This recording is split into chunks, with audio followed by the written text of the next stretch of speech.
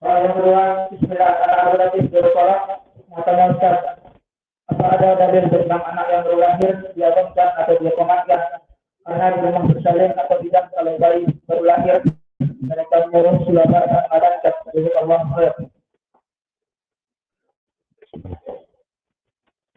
Bismillah. Untuk permasalahan apakah disunahkan bagi seorang bayi yang lahir, baik laki-laki ataupun perempuan, diadankan dan juga diiqamahkan di telinga mereka. Permasalahan seperti ini telah datang hadis-hadis di dalam kutubus sunan. Maka dari hadis-hadis ini yang dengan kesederhanaan ilmu yang ada pada kami dan ketumpulan dari ilmu yang ada pada kami hanya menyampaikan 4 hadis. Dan ini yang banyak di dalam permasalahan yang dibahas tentang hadis-hadis ini dari kebanyakan 3 ataupun 4 hadis ini. Maka di sini memberikan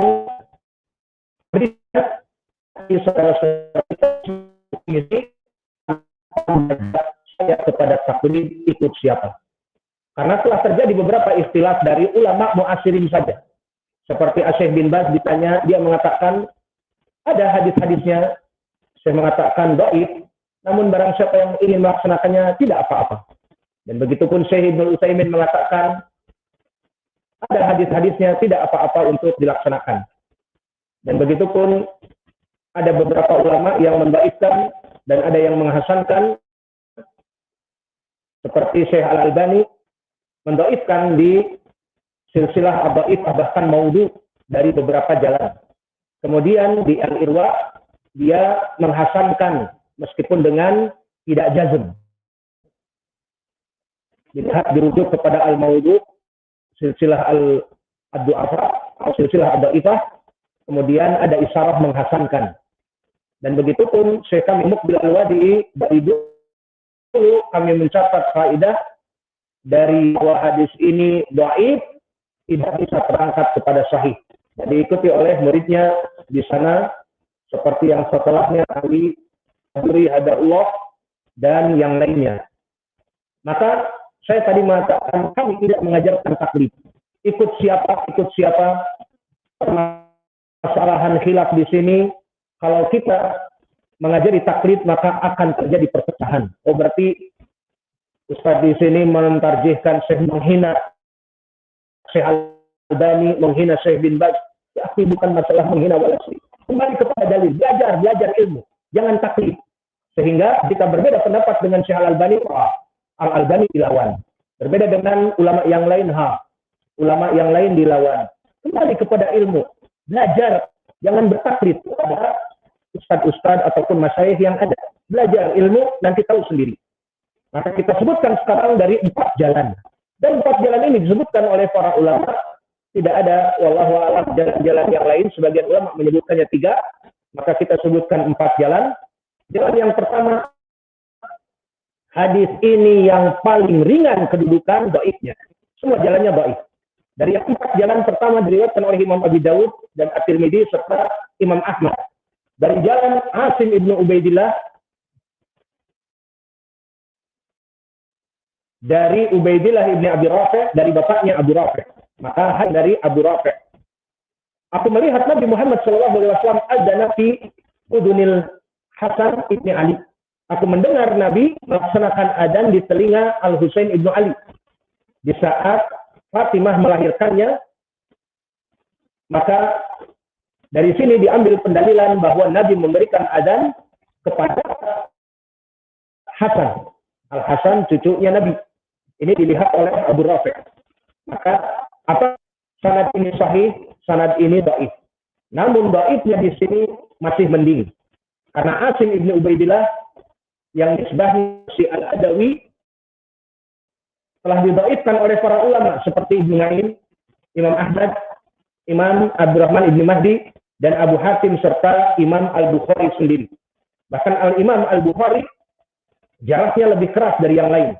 Berkata Imam Al-Bukhari munkarul hadis, dan berkata Abu Hatim pun munkarul hadis muttaribul hadis, dan Abu Zur'ah mengatakan wa Asim munkarul hadis fil asl wa huwa muttaribul hadis. Maka dari sini kita mengatakan posisi Asim Ibnu Ubaidillah Al-Qurashi Al-Adawi ini dia rawi yang dhaif. Para ulama pun mendhaifkannya. Namun dhaifnya kita katakan mungkin dhaif yang tidak sangat keras. Meskipun Imam Bukhari mengatakan munkarul hadis dan Abu Zur'ah, namun para ulama yang lain mengatakan laisa bi dia itu lemah, biasa saja, tidak begitu keras. Alhasil ini sanad yang paling baik dari sahabat Abu Rafi' diriwayatkan oleh Imam At-Tirmidzi dan yang lainnya, bahwa di sanadnya ada Asim bin Ubaidillah Al-Qurashi Al-Adawi didhaifkan oleh seluruh ulama. Maka sanadnya baik. Satu jalan. Jalan yang kedua dari sahabat yang lain yang dikeluarkan oleh Imam Abu Ya'la di dalam Musnadnya dan juga Al-Baihaqi di Syu'abil Iman dari jalan Yahya ibn al-Ala Ar-Razi an Marwan ibn Salim an Talha ibn Abdullah Al-Ukaili anil Husain ibn Ali. Berarti sahabat yang kedua siapa? Al-Husain ibn Ali, cucu Nabi. Bahwa Nabi Muhammad SAW bersabda, "Man wulida lahu maulud fa'udina fi adanihi al-yumna wa aqama fi adanihi al-yusra rufi'at anhu umus sibyan." Siapa Ummu Sibyan? Siapa yang tahu Ummu Sibyan? Kuntilanak. Baik. Di hadis ini disebutkan dari Al-Husain ibn Ali, berkata katanya Nabi, barang siapa seorang bayi yang dilahirkan, kemudian diadani di telinga kanannya dan diiqamati shalah di telinga kirinya, maka dia tidak akan pernah diganggu Sibyan ataupun kuntilanak.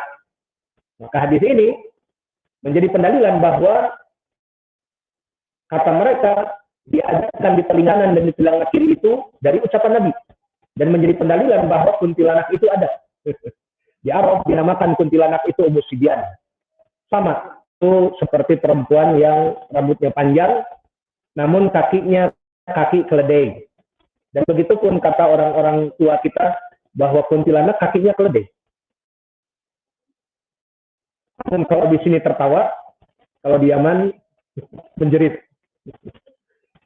Alhasil semuanya sama. Hadis ini mahal. Kedudukannya bagaimana? Jika sahih maka ada pendalilan tentang kuntilanak.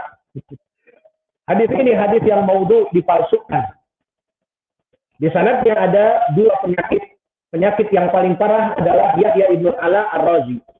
Diriwayatkan oleh tadi Imam Al-Baihaqi dan Abu Ya'la di Musnadnya dari Yahya ibn al-Ala Ar-Razi. Berkata Imam Ahmad, siapa Yahya ibn al-Ala? Kata Imam Ahmad, kadzdzab yada'ul hadis. Dia pendusta, pemalsu hadis.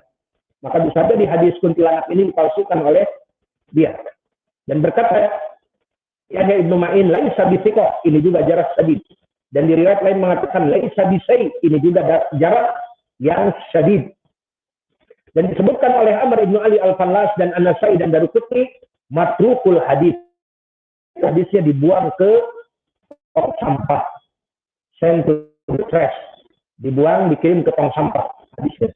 Dan yang kedua, Marwan ibn Salim Al-Ghifari, disebutkan oleh para ulama bahwa dia matrukul hadis, hadisnya dibuang ke tong sampah.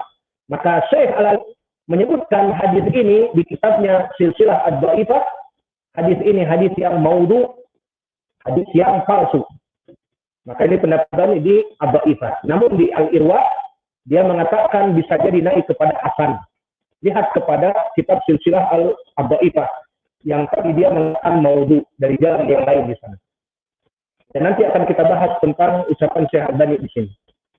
Maka setelah datang dua riwayat dari dua sahabat, siapa saja? Pertama dari dari Abu Rafi', di sanadnya siapa? Asim ibn Ubaidillah Al-Qurashi Al-Adawi. Dan jalan yang kedua dari Al-Hasan ibn Ali dari ucapan Nabi, dan di sanadnya ada rawi yang kadzdzab dan juga rawi yang matruk. Rawi yang kadzdzab siapa? Yahya ibn al-Ala Ar-Razi, dan yang matruk Marwan ibn Salim Al-Ghifari. Maka dari dua jalan ini, apakah terangkat kepada sahih? Tidak. Tapi masih ada jalan lain. Tenang, sabar. Ada jalan yang ketiga. Jalan yang ketiga diriwayatkan oleh Imam Al-Baihaqi di Sunan. Dari jalan Al-Hasan ibni Umar ibnu Saif As-Sadusi, Hadasan Al-Qasim ibnu Mufid, An Mansur ibni Sofiyah, An Abi Ma'bad, An Ibni Abbas. Bahwa Nabi Muhammad SAW adna fi adanil Hasan ibni Ali yauma wulida. Fa adina fi adanil yumna wa aqama fi adanihi al-yusra. Berarti dari sahabat yang ketiga siapa? Ibnu Abbas. Bahwa Nabi melaksanakan adzan dan iqamah di telinga Ali ibnu di telinga Al Hasan ibnu Ali. Maka di sanad ini pun sanadnya dhaif. Bahkan Imam Al-Baihaqi pun telah mengatakan di dua hadis ini dhaif karena dia meriwayatkan dua hadis di sunannya. Hadis Ibnu Abbas ini dikatakan dhaif. Dan hadis yang sebelumnya dari Asim ibnu Ubaidillah dari Abi Rafi' juga dhaif, dikeluarkan Imam Al-Baihaqi. Maka hadis ini ternyata bukan hanya dhaif biasa. Jika kita rujuk kepada sanadnya, maka di sanadnya ada Al-Hasan ibnu Umar ibnu Saif As-Sadusi. Telah dikatakan oleh Imam Al-Bukhari kadzdzab. Maka rawi ini Al-Hasan ibnu Umar ibnu Saif As-Sadusi, rawi yang dikatakan oleh Imam Al-Bukhari di Tarikhil Kabir kadzdzab, pendusta besar, the big liar. Dan Abu Hatim pun telah mengatakan ra'aynahu bil Basrah wa lam naktub anhu huwa matrukul hadis. Di kitab Jarh wa Ta'dil berkata Abu Hatim, aku bertemu dengan dia di Basrah. Maka Imam Abu Hatim berjalan ke berbagai negeri menulis hadis. Di saat didapati rawi ini yang bernama Al-Hasan ibnu Umar ibnu Saif As-Sadusi, aku dapati dia di Basrah. Namun aku tidak mau mengambil ilmu dari orang ini. Kenapa? Karena dia hadis-hadisnya to the trash, tong sampah dilempar. Maka hadisnya dibuang oleh para ulama. Maka berapa dari para ulama yang tidak mau menulis dari hadis-hadis, para pendusta, para hafalannya yang rusak dan sebagainya, yang membakar karena takut nanti hadis-hadisnya jadi dibuang oleh para ulama dan murid-muridnya juga. Maka dari hadis yang ketiga tadi, yang terakhir dari siapa tadi? Dari Ibnu Abbas.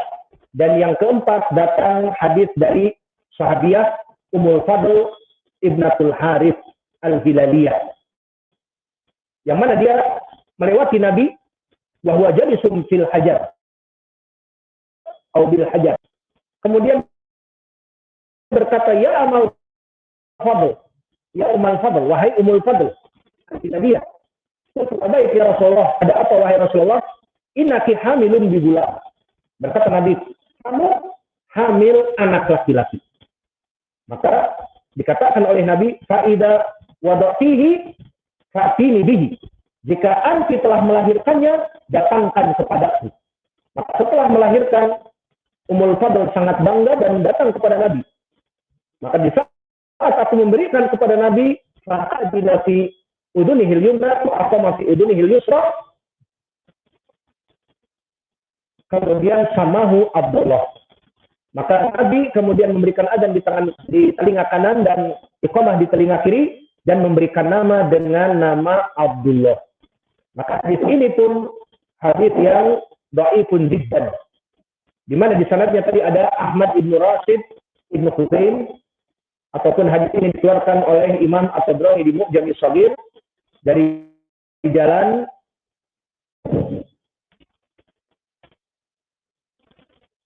yang disebutkan tadi Ahmad ibnu Rushd ibnu Husain Al-Hilali, dan dia rawi yang majhul. Dan bahkan ada hadis mengatakan ittahamahu bi haditsin batil, bahwa Imam Az-Zahabi menuduh dia membuat hadis-hadis yang batil. Maka di sini berkesendirian rawi yang majhul tadi dan meriwayatkan berkesendirian, maka ditinggalkan hadisnya. Maka dari 4 riwayat ini, pertama tadi dari sahabat Abu Rafi', yang mana di sanadnya ada Asim ibni Ubaidillah yang paling ringan dhaifnya, hadis Abu Rafi'. Adapun hadis-hadis yang 3 yang kami sebutkan dari Ibnu Abbas dan juga dari Al Hasan ibnu Ali dan juga sekarang dari Ummu Fadl Al-Hilaliyah, ketika riwayat ini tidak naik kepada derajat hasan karena ketiganya dhaifun jiddan. Maka dari sini terjadi ikhtilaf di kalangan para ulama masalahan hadis ini. Maka tadi saya sebutkan seperti Syekh Ibnu Baz mengatakan hadis ini dhaif. Namun barang siapa yang ingin mengamalkan la ba's, maka kita katakan bagaimana mengamalkan hadis yang dhaif jiddan ataupun dhaif yang tidak terangkat. Dan begitupun Syekh Al-Albani di dalam dhaifah dia memberikan hadis ini maudhu dari jalan Yahya Ibnu Ala Ar-Razi bahwa hadis ini maudhu, palsu.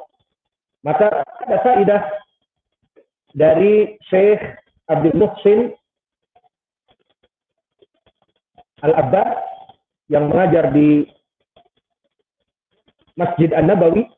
Di kasetnya, di saat ditanya tentang hadis ini, maka dijawab oleh Asy-Syaikh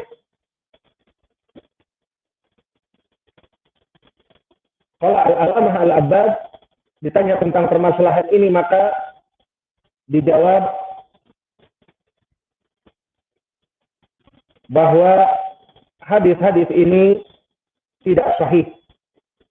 Dan ditanya pula bahwa Syekh Al-Albani menghasankannya, maka dikatakan wa balaghani annahu raja'a anhu fi ma ba'd wa annahu kana yadunu tariqan ukhra kanat syahidan walakinnaha sarat mumathilah di tariq al-mawjudah.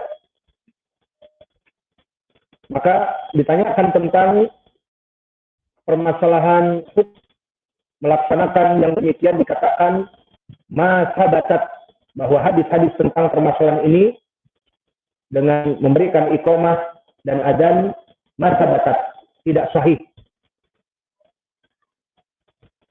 Dan ditanyakan tentang bagaimana pentahsinan Syekh Al-Albani, maka dia mengatakan balaghani bahwa Syekh Al-Albani memberikan kabar kepadaku, dia rujuk dari penghasanan hadis ini setelahnya.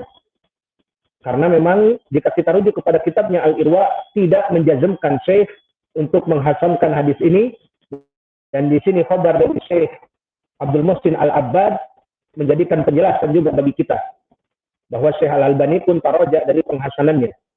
Maka ini dari ucapan Syekh Abdul Muhsin Al-Abbad dan penghukuman yang akhir dari Syekh Al-Albani bahwa dia taroja yang dia katakan kepada Syekh Abdul Muhsin Al-Abbad. Jika ingin merujuk kepada ucapan saya ini di Syarah Sunan Abi Daud di kaset nomor 209. Karena ditasdil semua pelajaran Syekh Abdul Muhsin Al-Abbad. Maka didoifkanlah oleh Syekh Abdul Muhsin dan didoifkan juga oleh Syekh Al-Albani. Dan adapun yang mendoifkan juga Syekh kami Muqbil Al-Wadi'i. Dan catatannya masih ada dari tulisan tangan di zaman Doiloe. Saya menulis hadis adzan dan iqamah untuk bayi, berkata Syekh kami dhaif. Bahkan Syekh pun menyebutkan, tapi yang saya ingat 3 sanad. Sanad dari Abi Rafi' dan sanad dari Ali Ibnul Husain dan juga sanad dari Hasan Ibnu Ali dan juga sanad dari Ibnu Abbas. Sanad dari Ummul Fadl tidak saya sebutkan, namun Syekh pun mendhaif terangkat kepada Hasan. Dan diikuti oleh muridnya Yahya Ibnu Ali Al-Haduri, hadahullah. Kami juga menulis sama dari dia, karena dia pun membaca sama seperti kami dari Syekh Muqbil. Maka mungkin ini yang bisa kita berikan dari jawaban al-mukhtasar bahwa makan dan iqamah untuk bayi itu bukan dari sunnah. Maka jika para bidan ataupun para perawat membawa anaknya ikhwah untuk dibacakan adzan dan iqamah, jika ikhwah mengetahui hadisnya dhaif, ya jangan diamalkan. Bagaimana telah mengetahui hadis dhaif kok diamalkan? Maka jika hadis dhaif tidak diamalkan, maka alhamdulillah bisa dilihatkan anaknya daripada diadzani dan diiqamati, ya diberikan teknik bagus dengan dimasukkan kurma ke langit-langitnya, itu juga sunnah dan sanadnya sahih. dan juga dilihat ini anak saya tidak apa-apa. Adapun dikumandangkan adzan dan iqamah maka hadisnya dhaif. Cukup atau tapi ilahuna wa jazakumullahu khairan wa barakallahu fi ilmikum. Masih ada soal satu lagi tapi kita tunda di waktu yang akan datang karena sudah adzan isya. Sudah pada sholat malah ya.